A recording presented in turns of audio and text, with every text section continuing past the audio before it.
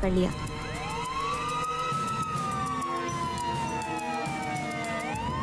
रमेश ने उस व्यक्ति को पकड़कर पुलिस के हवाले कर दिया। रमेश नहीं जानता था कि कनुआ ने उसका भविष्य देख लिया था, कि भागने वाला व्यक्ति भविष्य में रमेश के साथ धोखा करने वाला था। तुम्हारा बहुत बहुत शुक्रिया कनुआ, आज तुम्हारी वजह से मैं बर्बाद होने से बच गया। वैसे तुम कहाँ ठहरे हुए हो? बस ऐसे ही आवारा फिर रहा हूँ। आज से तुम मेरे घर पर रहोगे और मेरे कारोबार में हाथ बटाओगे। मुझे तुम्हारे जैसे ईमानदार और अच्छे व्यापारी की सख्त जरूरत है। कनुआ उस दिन से रमेश के घर पर रहने लगा। रमेश की बेटी दिव्या को कनुआ पसंद करने लगा था।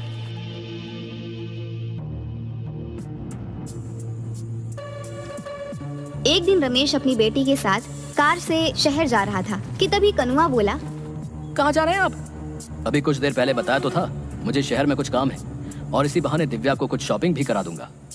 आज मत जाइए, कल चले जाइएगा। आज मुझे कुछ ठीक नहीं लग रहा। ये कैसी बातें कर रहे हो तुम? मेरा शहर जाना आज बहुत जरूरी है, तो अपने उस जरूरी काम को कल निपटा लीजिएगा। कनुआ, तुम व्यापारी अच्छे हो, लेकिन अब तो तुम ऐसे बातें कर रहे हो जैसे कि तुम फ्यूचर देख सकते हो, और तुम्हें पहले से ही आभास हो गया है कि आज मेरे साथ कुछ सही नहीं होने वाला। रमेश की बात सुनकर कनुआ बुरी तरीके से घबरा गया। सच तो यही था कि कनुआ ने रमेश का भविष्य देख लिया था। वो जानता था कि कुछ देर बाद रमेश का एक्सीडेंट हो जाएगा। रमेश की पत्नी अनीता रमेश से बोली, आप कनुआ की बात मान क्यों नहीं लेते? अपने जरूरी काम को कल कर लीजिएगा। नहीं अनीता, मेरा आज जाना बहुत जरूरी है। ठीक है, अगर आपको कनुआ की बात नहीं माननी तो आपकी मर्जी, लेकिन मैं दिव्या को आज आपके साथ नहीं जाने दूंगी। ठीक है, जैसी तुम्हारी मर्जी। रमेश चला गया, मगर कुछ ही देर बाद रमेश की एक रोड एक्सीडेंट में मौत हो गई। दिव्या और अनीता इस दुनिया में अब अकेली रह गई थी। इतने बड़े कारोबार को संभालने वाला कोई नहीं था। कुछ दिनों बाद अनीता कनुआ से बोली, मेरे पति के जाने के बाद अब इतने बड़े कारोबार को कौन संभालेगा? मैंने और मेरे पति ने सोचा था कि सारा का सारा कारोबार दिव्या के पति के हवाले कर देंगे और हम दोनों तीर्थ पर चले जाएंगे, लेकिन वो ये दिन देख न सके। मैं चाहती हूँ कि मेरी बेटी का विवाह तुमसे हो जाए। क्या तुम मेरी बेटी से विवाह करोगे? अनीता की बात सुनकर कनुआ के मन में लड्डू फूटने लगे। कनुआ यही तो चाहता था कि उसने तुरंत हामी भर दी और दूसरे दिन दिव्या और कनुआ का विवाह धूमधाम से हो गया। कनुआ रातों रात करोड़पति बन गया, लेकिन गांव वालों से मिले मान सम्मान की वजह से वो खुद को राजा समझने लगा।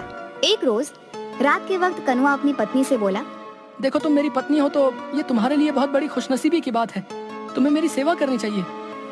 मैं तो आपकी सेवा ही करती हूँ। देखो, मैंने ही एक बार तुम्हारे पापा को बर्बाद होने से बचाया था। अगर मैं ऐसा नहीं करता तो वो उसी दिन सड़क पर आ जाते। अच्छा, मेरे पैरों में बहुत ज्यादा दर्द है, मेरे पैर दबा दो। कनुआ की बात सुनकर उसकी पत्नी उसके पैर दबाने लगी। कनुआ लगातार कई घंटों तक अपनी पत्नी से पैर दबाता रहा। थकान से जैसे ही उसकी पत्नी की आंख झपकी, कनुआ तुरंत बोला, जब तक मैं ना कहूँ तब तक तुम्हें रुकना नहीं है। हाँ, इसके बाद तुम्हें मेरा सर भी दबाना है। उस दिन के बाद कनुआ अपनी पत्नी से रोज रात भर पैर दबाता। एक रोज दिव्या परेशान होकर अपनी माँ से बोली, इन्होंने तो मेरा जीना हराम कर रखा है। रोज रात भर ये मुझसे कभी पैर कभी सर दबाते हैं, मैं सो नहीं पाती। बेटी, लेकिन तू चिंता मत कर। मैंने सुना है कि यहाँ एक बहुत पहुँचे हुए साधु आए हैं जो सबकी मुसीबतें दूर कर रहे हैं। कल मैं तुझे चुपके से उन्हीं के पास ले चलूंगी। अगले दिन दिव्या की माँ अपनी बेटी को उन्हीं पहुँचे हुए साधु के पास ले गई। क्या हुआ बेटी? मेरे पति मुझसे प्यार नहीं करते, मुझसे गुलामों की तरह व्यवहार करते हैं। तुम्हारा पति क्या करता है? दिव्या ने सारी बात साधु को बता दी। दिव्या की बात सुनकर बाबा रहस्यमयी अंदाज में मुस्कुराते हुए दिव्या से बोले, जाओ, कल किसी बहाने से अपने पति को मेरे पास भेज देना। क्या वो सुधर जाएंगे? हाँ, मैं अपनी तंत्र मंत्र की शक्ति से उसे बिल्कुल सही कर दूंगा। कल के बाद वो तुम्हारी किसी भी बात से इनकार नहीं कर पाएगा। दिव्या और उसकी माँ खुश हो गई। अगले दिन दिव्या अपने पति से बोली, सुनिए जी, सुना है गांव में बहुत पहुँचे हुए ज्ञानी बाबा आए हैं, आप उनसे मिलकर क्यों नहीं आते? हाँ, मैंने भी सुना है कि गांव में कोई पहुंचा हुआ ज्ञानी बाबा आया है। गांव वाले तो पागल हो गए, पर मैं पागल नहीं हूँ। ऐसा नहीं कहते जी, क्यों ना आप उनसे एक बार मिल आते? तुम्हारा दिमाग तो ठीक है। उस बाबा को कनुआ जमींदार से उल्टा मिलने आना चाहिए। भला मैं वहाँ क्यों जाऊँ? मैं वहाँ पर नहीं जाऊँगा। दिव्या मुंह लटकाकर फिर से साधु के पास चली गई। बाबा वो तो आने को तैयार ही नहीं, वो तो उल्टा मुझसे ये कह रहे हैं कि आपको उनसे मिलने जाना चाहिए। दिव्या की बात सुनकर साधु फिर से मुस्कुराता हुआ बोला, तो किसी बहाने से अपनी माँ के साथ कुछ देर के लिए दोपहर के वक्त यहाँ पर आ जाना।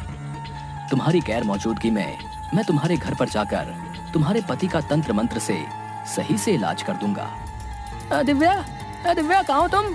तभी कोई जोर जोर से दरवाजा पीटने लगा। अब ये दरवाजा भी मुझे खुद ही खोलना पड़ेगा। बताओ कैसे दिन आ गए हैं, अब दरवाजा खोलने भी मैं स्वयं ही जाऊं। इतना बोलकर कनुआ ने दरवाजा खोल दिया, मगर सामने का नजारा देखकर तो वह बुरी तरीके से डर गया।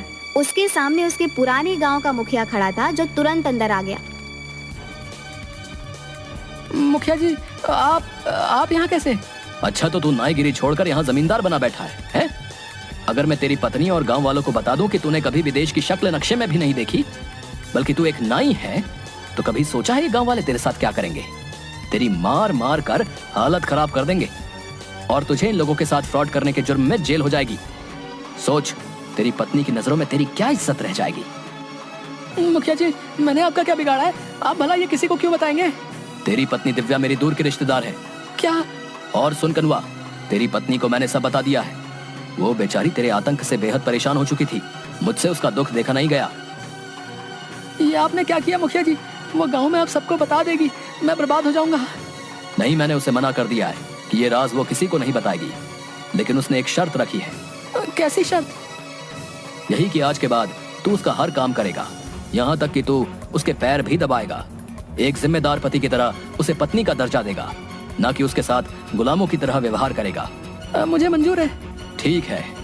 इतना बोलकर मुखिया वहाँ से चला गया, मगर बाहर आते ही मुखिया साधु में परिवर्तित हो गया और सीधा दिव्या के पास जाकर बोला, जाओ, मैंने तुम्हारे पति को सुधार दिया है। दिव्या खुश होती हुई वहाँ से चली गई। उसने घर जाकर देखा कि कनुआ डरा हुआ दिव्या की ओर देख रहा था। अरे तुम आ गई प्रिया, थक गई होगी, लाओ मैं तुम्हारे पैर दबा दूं, लाओ लाओ। उस दिन के बाद से कनुआ नाई की सारी चतुराई धरी की धरी रह गई।